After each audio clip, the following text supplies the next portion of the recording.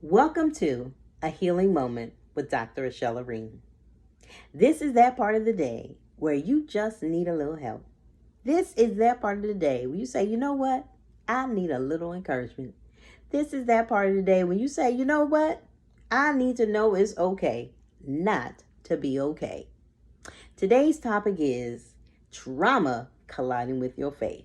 Trauma colliding with your faith. You know what I've discovered in this 50 years of living in this body? That God is bigger than the box that I've been taught. I've been taught a lot of things about God. I went to Catholic school when I was in elementary school. I grew up in the synagogue. I went to the AME church. I was raised in ministry in the Pentecostal church. I was ordained in the Baptist church, went back to the AME church, went to a Lutheran seminary. I've learned a lot of stuff about God. And here's what I've learned. And none of those places was anybody telling me that it's okay not to be okay. And none of those places was anybody telling me, what do I do when trauma collides with my faith? I've been taught, pray about it, slap some oil on it, roll on the floor, let God do it. After you do all that, what you going to do? Because clearly the Bible says faith without works is dead.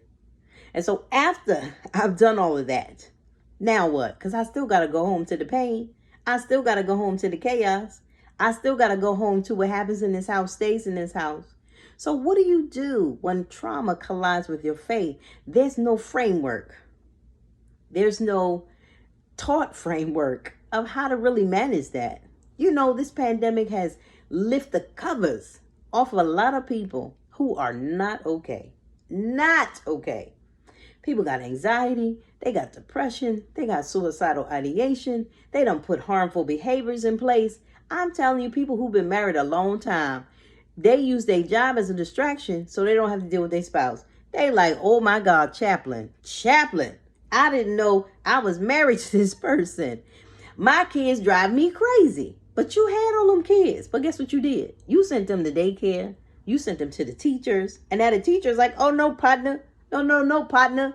You deal with that spoiled child you created. You created that. So now trauma is colliding with your faith. And you like, oh my goodness. Because I used to be able to go to the church and I would dance it out. Now, because of the pandemic, stuff is still online. I had to learn that I had to seek God for myself.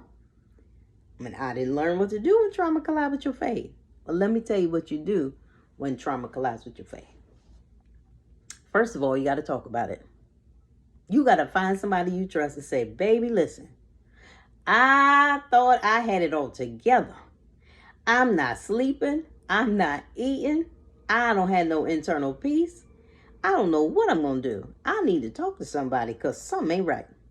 You ever get that? You say, you know what? I don't know what it is, but something's not right. That's when you need to talk about it. That's how you address when trauma collides with your faith. You got to get a new frame of reference for how God fits in this whole story. God is big enough to handle your sadness. God is big enough to handle your depression. God is big enough to handle your anxiety. God is big enough to handle all your questions. You know what? God is big enough to handle your anger. Think about this. Think about how many people died in the pandemic. It was a lot of people died. It's okay to be angry. The Bible says be angry and sin not. Trauma has collided with your faith. Think about all the people. They lost their jobs, right? And then they was on unemployment. And unemployment was like $600 a month. And now it's over. And you done bought all this stuff when you was making $600 a month. And now you back to making $200 a month. So your money is funny. Your change is strange. Trauma has collided with your faith. So if you need a little help, and you say, chaplain, doctor, reverend, whatever, I need to talk about it, send me a message. I will happily talk you through it. Thank you for joining me for A Healing Moment with Dr. Desakajosflo.